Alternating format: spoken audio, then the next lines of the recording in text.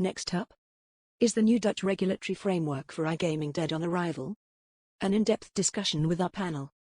You are watching GLG. Game on. But first, for our main story this morning, an in-depth look at the changing nature of corporate iGaming substance. Let's check in with our friends at iGamingdatabase.com. With us today, our panel, Cosmo from Legal Tech, and Lulu, anti-money laundering specialist. Good morning, everyone. Hi. So let us dive in.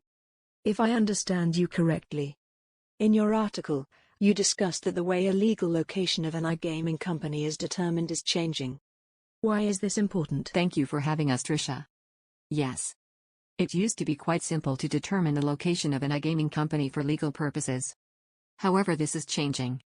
In a ruling of the Dutch court, it was determined that the iGaming company PokerStars, for Dutch gaming tax purposes, was not located within Isle of Man. That would be outside of the European Union, but rather in Malta, where the structure holds its license. This had important legal ramifications for the levy of gaming tax in the Netherlands. The Supreme Court in the Netherlands did already determine that Dutch legislation on the levy of gaming tax is not compliant with the freedoms of the European Union. As a result, Dutch gaming tax may no longer be unconditionally levied from end users playing on websites within the European Union. Since it was ruled that the PokerStars website should be seen as a European website, this resulted in a ban on gaming tax.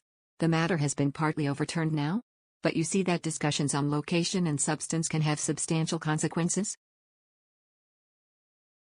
As I understood from this ruling, a lower court ruled that the entity within the structure holding the license should be seen as the center location of the iGaming company. Was this because of the location of the server? Correct. It is quite ridiculous. Really. In the article, we describe that the so-called e-commerce directive also uses the location of a server to determine which nation is allowed to levy tax. However, this train of thought is hopelessly outdated. Nowadays, servers are placed on certain locations, for all sorts of reasons, anywhere and everywhere. The point is, one cannot determine the center of an iGaming company by location of its server. We would never hear the end of it. What would be next? People setting up fake server buildings? Empty office rentals? That may even qualify as tax evasion. What advice would your team offer to our viewers? Well, firstly, we would like to recommend your viewers to read the article. Find it at gaminglegal.com/substance. Secondly, always work on a proper plan to structure corporate gaming substance. If point A contacts point B every time there is a problem for feedback, then substance needs to be allocated to point B.